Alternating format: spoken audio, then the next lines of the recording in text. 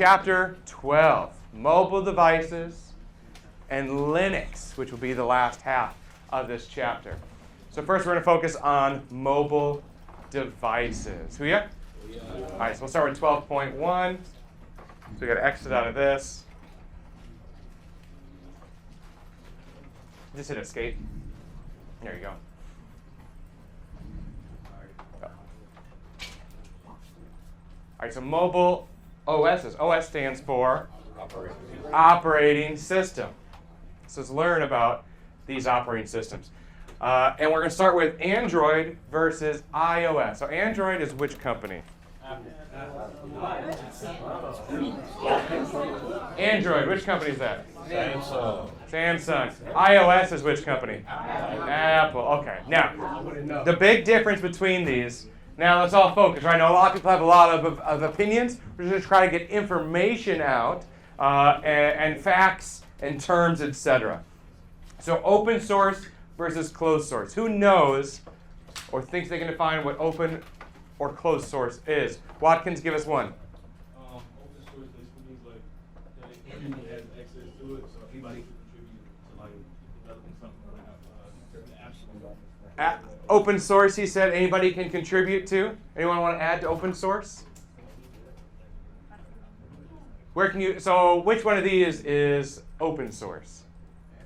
Android. So let's think about that for a second. Raise your hand if you have an Android device.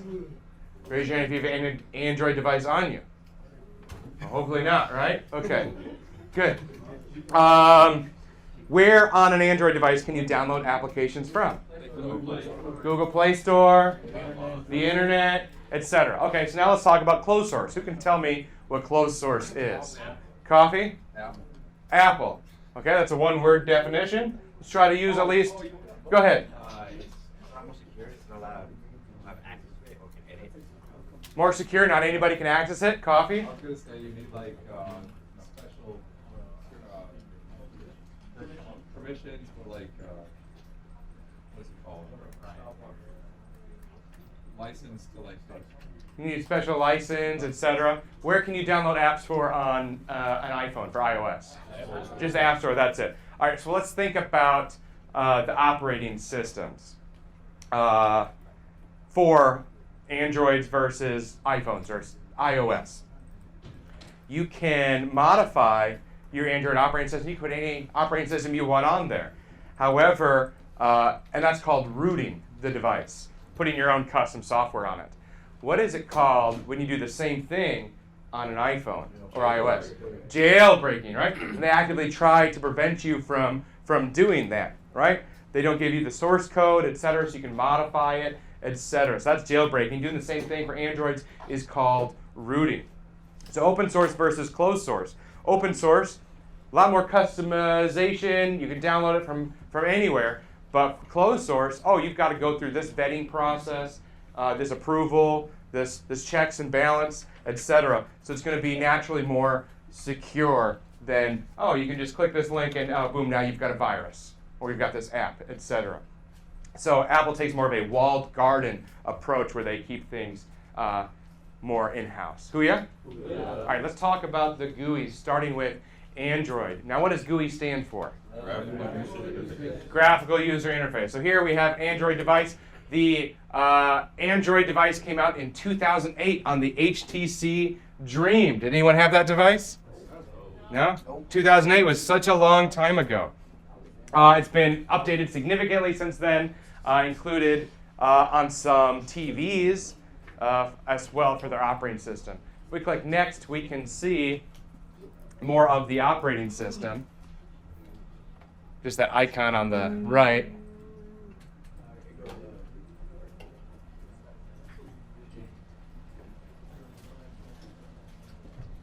You just click next right there. Here's what iOS looks like. Which company is this? Apple. Now, their Android first came out in 2008. The first iPhone came out in 2007. You weren't able to copy, modify, or redistribute the iOS without permission. All right, and then next we have Windows 10, a Windows phone. what would we call, what was the word we would use for Windows 10 devices? Legacy. Legacy. Very good, right? And this came out with Windows 8. Awesome. We'll try not to talk about this unless we have to. But the special thing here was it had those tiles to dynamically updated information. Who ya? All right, moving on. Applications and content. So apps, which is short for applications, these are programs. So these are actually programs that run on your mobile device. They are going to be written and compiled for whichever specific operating system you're running. Android for Android devices, iOS for iPhones, for Apple devices. Now there are pre-installed apps that come on your phone.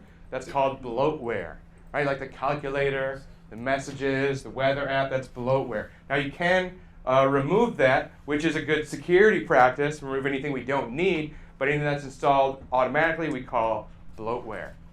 So here we can see iOS devices. We download apps from where? The App Store, and we can see an icon of this here. Now, if you want to develop an app for Apple, you would need what's called an SDK, a software development kit. Remember how we talked about those different infrastructures before? So this would allow them access to some of the source code so they can develop their application and utilize that software.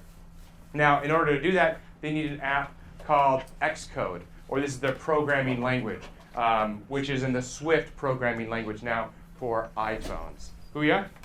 And Xcode's the application you would build that on. Android, here we go. We know we can download these from the Google Play Store, the internet, etc. Now these SDKs, these software development kits, are going to be Java-based, Linux-based. Well, both of them are Linux-based, but easy day? Questions, comments, concerns? Okay, moving on. Automobile apps. What is an automobile?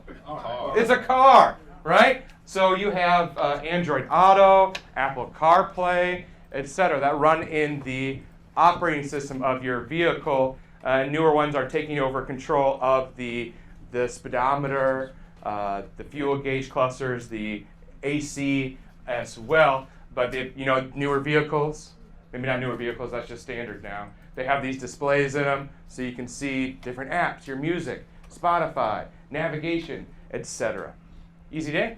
Easy day. Let's see what we know. What are 3 features of the iOS mobile device operating system? Closed source. Source code not released to the public.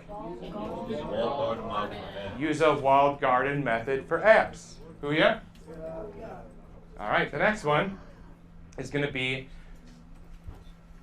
mobile touch interfaces. So we obviously use our smartphones and we use our digits, our fingers, to navigate them. We learned about digitizers earlier, right? Those capacitive screens on top of the LCD to be our input for the device. So this is what an Android home screen looks like. There are additional things we can access by sliding to the left or to the right. Cha-cha slide. You've got notifications. You've got system icons on the top as well. Easy day? Here we have navigation icons. This is what Android uses to navigate, to get around to the different home screens. The first one we're going to talk about is back. Which button on there is the back button? The far right button. So that goes back to the previous screen. You press that repeatedly, you get back to the home screen. The home button, that'll bring you directly to the home screen. Which button is that? The middle one. Recent apps, that's a thumbnail of recently opened or recently used apps. How do you access that? The left. Awesome. Or a swipe. And you've got the menu button as well. Booyah? Questions? Okay. Here we can see on an Android device swiping generally from the top, I believe, or is it the bottom? The top. You can quickly access some notifications, Wi-Fi, 802.11, Bluetooth, 802.15, it's airplane mode, flashlight, etc.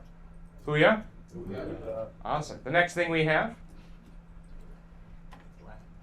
is the iOS home screen. Now, what's unique about iPhones is they only have one button. Is that true today? No. Okay. But that's what we're going to say now, right? Is it has one button. Or previous to the iPhone 10 or the iPhone X, that had one button to navigate with a single tap to get to the home screen, double tap to open recently used applications. You can also press that home button to wake the device. If we scroll down, we can see that. We return to the home screen, or you can even use the voice control, which on Apple is Siri. All right, next we can see the iOS Notification Center. So you can get all your notifications from your tweets. Or I guess they're called X's now, aren't they? Or I don't know. Tweets, your Snapchat notifications, etc., your text messages. Next we have, swiping from the top right, your recently used airplane mode, cellular, 802.11, which is Wi-Fi, wireless, 802.15, which is Bluetooth. You've got a lock orientation. You've got your music, your sound, your brightness, and other things. Booyah? Yeah. Questions? Why is it when a person has Android texts somebody with an Apple phone that their message is green? Why is an Android person text an iPhone and their message is green? Because they're broke, is what Cerna's saying. I believe it's a marketing ploy. What it really is oh, that's an SMS text message, not an iMessage. It's usually a different form of communication. Good to go? Business. All right, iOS Spotlight. You can drag down to reveal the Spotlight search, which is what the search function on an iPhone is called, and you can search for different apps, things within text messages, etc. Booyah? All right. We're obviously not going to work with these. Screen orientation. Now, smartphones, cellular phones for a long time have had what's called a gyroscope in them. That's able to detect the orientation of the device as it's tumbling towards the ground before the screen breaks. No, what it's used for is so that way if you flip your phone from portrait to landscape, it'll rotate the screen. Booyah? But maybe you're laying in bed at night watching Squid Games or whatever you're watching. Sinners won the Oscar. And you want it to be kind of at an angle, but it keeps flipping. Well, you can lock the screen so that way it stays fixed in that orientation. So here's where you do it on Android, and here's where you do it on an iPhone, on iOS. Questions? Are we going too fast? No. Screen calibration. You may need to adjust the brightness of your screen. Maybe you're driving in the middle of the night and your screen's on full brightness and you're worried a cop's going to pull you over because you're breaking the law using your phone while driving. Okay, well then you wouldn't do it then, right? But maybe you're in bed, again, watching Squid Games or Wednesday, Breaking Bad. You can lower the brightness. You can flip on dark mode, which should reduce the ambient blue light as well. So here's where you do it on Android. You go to display, brightness, and then you can slide it. Top right on iPhones and drag down, and you can select the brightness there or long press and bring up more detailed things. Easy day? Easy. GPS. What does GPS stand for? Global positioning system. Global Positioning System. This is how you can locate your device, or you can use navigation, etc. It is extremely necessary for communications and for your phone to work. However, you can turn it off if you want to. Maybe you don't want your parents to see your location or your Corey Boo, your Corey Love, whatever it is, right? So here you go into settings, location, and then you can turn location on or off on an Android to disable GPS. On an iPhone, similar, you're going to go to settings, privacy, location services, and turn location services on or off. Questions on this? All right. You can also select which apps have access to that as well. Now, when phones first came out, you were able to just communicate with an analog communication before digital came out. And now, if you're at home on your Wi-Fi, you can use that Wi-Fi connection to use that instead of your cellular. It uses digital communication. It's a lot clearer. When it first came out, kind of jumbled when you went from Wi-Fi back to cellular, etc. They've worked all that out now. But if you want to enable or disable Wi-Fi calling using that Wi-Fi connection that you're on, well, on an Android, you're going to go to Settings, More, Wi-Fi calling to turn that on or off. On iPhones, you're going to go to Settings, Phone, and turn on or off Wi-Fi calling. Easy day? Easy. Questions? No. We probably know all of this already, since you all grew up with smartphones, I imagine. Was anyone born before 2007? Oh, yeah. Oh, a few people. Okay, okay. All right. Barely. 1900s. Okay. Let's talk about NFC, near field communication. We've talked about this a little bit before. So on your smartphone, these are things that you've already done, right? This is your tap to pay. You also has SMS. This is your text messaging based transactions. So you can use your phone number and you can bill you based off of, for your phone bill for various things. Because back in the day, there wasn't unlimited text messaging. No. You had minutes and texts, etc. So that's and direct mobile billing, where you're paying for things through your phone and it's going to your phone provider, usually using two-factor authentication. Well, we know we have the internet on our phones, so of course we can use whatever mobile app we're using, Safari, Chrome, etc. on our devices, and you can use your credit card, PayPal, Venmo, etc. on that web browser to make a purchase. And you also have tap to pay or contactless NFC, near field communication, where you hold your phone close to that device, that receiver at the gas station or the NEX, Corey Grill, Wild Greg's. Never. Questions, sir? It's still contactless, and it just uses a subset. It uses NFC. It's just a different security protocol. Good to go? Great, yeah. Questions? VPN. Newton. Somebody bills you, it could give like a notification that like you hit your bank account. What would be that? That would be a notification from your phone. That application pushes a notification to your screen. So like from the app, where you can pay. You get an active text. Okay, how about like Apple Pay then? Apple Pay is NFC. NFC? Yeah. It just uses different encryption and privacy. It wouldn't fall under all this category? The previous one, it would fall under NFC. Oh, this Yeah. is contactless NFC? Contactless NFC. VPNs we've talked about. VPN stands for Virtual Private Network. Uses encryption and user authentication to have that connection to make you seem like you're here. Just like on our laptops that we talked about, our desktops, setting up a VPN, you can do that on your mobile phone as well. So on an Android device, you're going to go to Settings. Under Wireless and Network sections, you'll go to More. You'll tap VPN, and then you can put in the VPN name, the address, etc. Now, a lot of the applications you'll download will do this automatically for you or help you walk through it. On an Apple device, this is Android still. Settings, General, VPN, to select your VPN connection, put your username, your password in. Hopefully it's not admin like it is here. Here, you can do the type of encryption, you can add a description, the server IP address, etc. And one more. On iOS, you just go into your settings, VPN, and you can select it.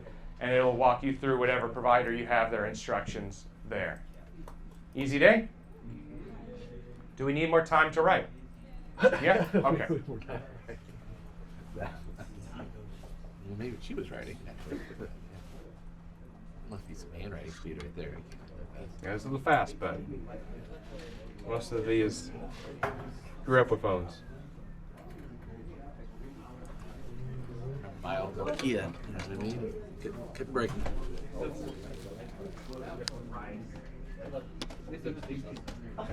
Which is it? My Nokia. Yeah. Oh, yeah, flip Yeah, phone. but that's little soft buttons on. No, not a flip phone. Like the actual, like Altel Nokia. An old where you- display. Yeah. The color came out. It was green, right? I think it was green at night. The Mhm. screen was backlit green.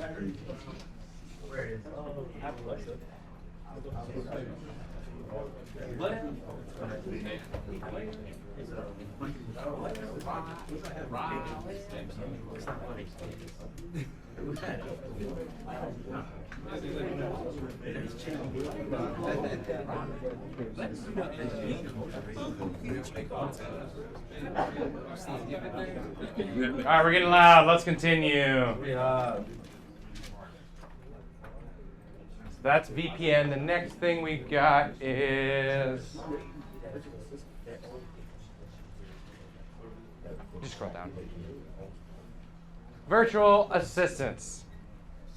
So these are digital assistants, sometimes called virtual assistants, your voice assistants. They can answer queries for you, like what is the temperature? What day of the week is it? Tell me a joke. Send a text message. Do this, do that. On iOS, for Apple, what is their digital assistant called? Siri. On Android, what is it? Gemini. Well, it used to be. Gemini now? Well, we're going to say it's Google now. So now we'll say it's Google now. Who ya? And Windows phones, it's called Legacy. Legacy, right? But Cortana, right? What about Microsoft Office back in the day? Or the paperclip back in the day. Copilot. But we've got to know what's relevant, right, Chavez, for this course. So let's do that again. iPhone is what? Siri. Android is Google Now. Windows is Cortana. So here we have a picture of Google Now, which is for what device?